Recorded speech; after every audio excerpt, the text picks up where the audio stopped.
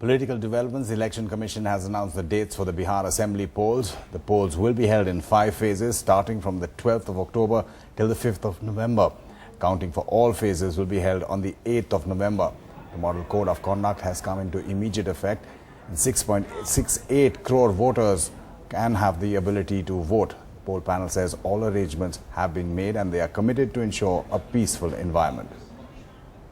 The date of counting for all phases together, as you know, would be 8th November, which is Sunday. And the date before which the election shall be completed is 12th November. अब इतना दिन से काम कर रहे हैं, तो जो काम किया है, जो लोग काम से संतुष्ट हैं, वोट देंगे। बाकी जितना काम कर रहे हैं उसके अलावा वह भी काम करेंगे। इन्हीं मुद्दों पर हम लोगों के बीच में जाएंगे और सभी तबके के लोग वोट देंगे, इसका मुझे पक्का विश्वास है। और एक बात कर दिया, अब इसके बाद लगातार यही सब बातचीत होगी। आज इतना ही कि चुनाव की तारीखों का ऐलान हो गया, खुशी की बात है। मॉडल कोड लागू हो गया, कोड ऑफ कंडक्ट लागू हो गया। हम लोग पूरी तरह से तैयार हैं, स्वागत करते हैं। 5 फेज में है, एक फेज में होता तो और अच्छा है ना। ये 5 फेज में लंबा तो हो ही गया, त्योहार वगैरह भी इसी में है, तो ठीक है तो है।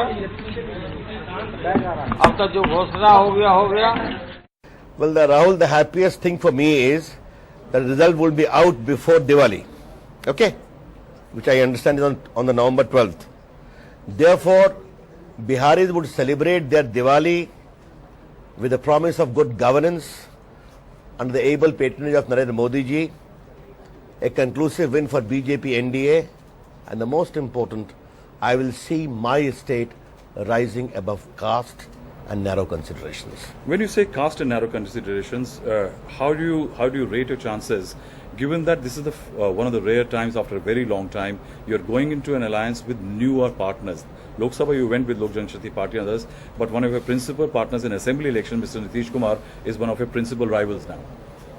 My concern is, Rahul, very simple. In the year 2015, my opponents are talking the language of 1990. And therefore, the key slogan of Bihar election would be, Mr. Narendra Modi wants to take Bihar forward. Nitish Kumar, Lalu Prasad, Sonia Gandhi wants to stop Narendra Modi. 5 चरणों में उन्होंने कहा है, सारे देश में अकेले एक सूबे में हो रहा है, और इलेक्शन कमीशन का दोष नहीं है। ये सरकार जो है, वो फोर्स जो है, वो मुहैया ठीक से नहीं कराती। तो 5 चरण जो है वो टू मच है, और हमारा पूरा यकीन है कि गठबंधन मैसिव मेजॉरिटी से जीतेगा। मैं बहुत वर्षों से हम काम करते हैं, तो वहां की जनता को मानता हूं कि वो इस देश की आने वाले समय की जो दिशा है उसको तय करेगा। बिल्कुल ये एक्सपेक्टेड ही था। हम लोग इसको मोटा मोटी मान के ही चल रहे थे कि लगभग 5 फेजेस के आसपास होंगे। इस बात का भी अंदाजा लगाया जा रहा था कि दिवाली से पहले चुनाव भी खत्म हो जाएंगे, परिणाम भी आ जाएंगे, ताकि एनडीए गठबंधन मजबूती से दिवाली हम लोग मना सकें अच्छे से। एक्सपेक्टेड था हमारा गठबंधन। और अगर आप लोक जनशक्ति पार्टी की भी अगर आप बात करें तो हम लोग ऑलरेडी इसकी तैयारी कर रहे थे। देखिए, मांझी जी ने, मैंने कल भी यही कहा कि मैं परिप्रेक्ष्य नहीं समझ पाया कि क्यों, किस परिप्रेक्ष्य में उन्होंने सारी बातें कही हैं। मांझी जी से हमारे व्यक्तिगत और राजनीतिक दोनों संबंध बहुत अच्छे हैं। मांझी जी हमारे परिवार के सदस्य के समान है। पिताजी से, उनके आज से नहीं, कई सालों से बहुत अच्छे संबंध हैं। और जो मांझी जी कह रहे हैं वो खुद ही इन बातों को मानते भी नहीं है।